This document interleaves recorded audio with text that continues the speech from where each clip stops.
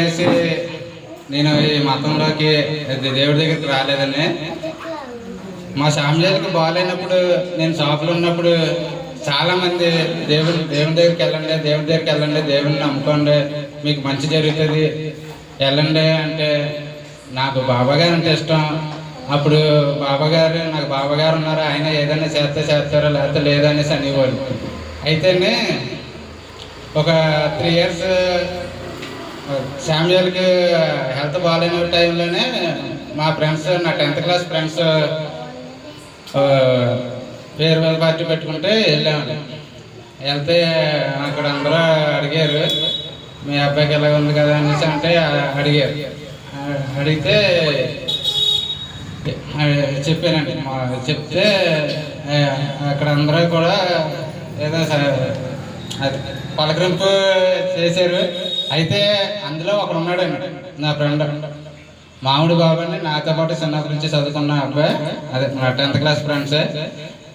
అయితే నేను సరిగ్గా చెప్పలేకపోతున్నాను కానీ కొద్దిగా ఆయన ఏమన్నాడంటే, ఓసారి నేను రాజమండ్రి వస్తున్నాను, మీ ఇంటికి వస్తాను అనేసి అన్నాడు. అంటే అయితే సరే అంటే ఎప్పుడు వస్తామంటే మధ్యాహ్నం వస్తాను. సరే అనేసి అందరూ వెయిట్ చేసాం. ఆ రోజు ఆదివారం వెయిట్ చేసాం. అయితే ఆయన మధ్యాహ్నం కాదు, సాయంత్రం కాదు, రాత్రి 12ంటికి వచ్చాడండి. రాత్రి 12ంటికి వచ్చి ఇలాగ మా శ్యామలని అడిగి మా అబ్బాయికి ఎలాగ ఉందని తెలిసి 1 గంట సేపు మాకు ప్రభువు గురించి మాకు వాక్యం చెప్పాడండి. వాక్యం చెప్పి, నువ్వు ప్రభువుని నమ్ముకో, మతం తీసుకోవద్దు, చర్చికి వెళ్ళు, ప్రార్థించు, అంతే. నువ్వు దేవుని నమ్ముకుంటావో బాబాగారిని నమ్ముకుంటావో నీ ఇష్టం, నువ్వు చర్చికి వెళ్ళి ప్రార్థించు, ఆయన నీ వెనకాల ఉండి నడిపిస్తాడు అనేసి అన్నాడు. అంటే ఇప్పుడు దేవుడు మనల్ని ఎప్పటి నుంచో చూస్తున్నాడు. నా దగ్గరికి ఎప్పుడు వస్తారా వీళ్ళని ఎదురు చూస్తున్నారు. నాకు ఎంతో మంది చెప్పారు, నువ్వు ప్రభు దగ్గరికి వెళ్ళాను.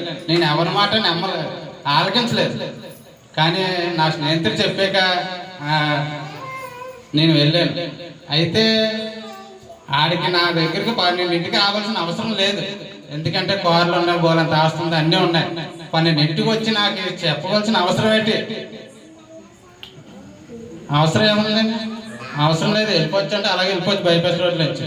కానీ వచ్చి 1 గంట సేపు నాకు వాక్యం వినిపించి అలా చెప్పాడంటే నాకు అప్పుడు అనిపించింది, ఇది మామూలు మనిషి కాదు, దేవుడే పంపించి నాకు ఇలా మోక్షం కలిగించాడు అనేసి నాకు అనిపించి, అప్పుడు తర్వాత మళ్ళీ ఈ చర్చి కట్ట వెళ్ళడం మొదలెట్టామండి. అయితే సరైన పాస్టర్ గారి గురించి నేను ఎదురు చూస్తున్నప్పుడు చాలా చర్చిలు తిరిగాను, మామూలుగా ప్రార్థన చేసుకుని వచ్చేసేవాడిని. అయితే దేవుని గారి దయ వల్ల లాస్ట్ ఇయర్ నేను క్రిస్మస్ ఫంక్షన్కి వచ్చాక కూడా నేను ఫంక్షన్ దగ్గర రాలేదు. అక్కడ దూరంలో ఉన్న కిరణకోటి దగ్గర కూర్చొని అక్కడ ఉండి ఆలకిస్తున్నాను, ఏం చెప్తారో ఏంటి. అప్పుడు ఆయన చెప్పిన వాక్యం ద్వారా నాకు మోక్షం కలిగి నాకు సరైన దారిలో నన్ను నడిపించవలసిన మనిషి ఆయన నేను నమ్మి అప్పటి నుంచి ఇప్పటి వరకు ఆయన చెప్పిన మాట అలాగే ఆలకింతేనే నేను ముందుకు వెళ్ళిపోతున్నాను. అది దేవుడు మనల్ని చూస్తున్నాడు. వస్తారు, నా దగ్గరికి వస్తారు, ఎలాగొస్తారో వస్తారు, వచ్చాక చూపిస్తారు, నా మహిమ అన్నట్టు చూపించారు. దీనికి నా ఫ్రెండ్స్కి దేవుని గారికి కృతజ్ఞతలు చెప్పుకుంటున్నాను, పాస్టర్ గారికి కూడా కృతజ్ఞతలు చెప్పుకుంటున్నాను, నా కుటుంబ సభ్యులందరికీ కూడా కృతజ్ఞతలు చెప్పుకుంటున్నాను.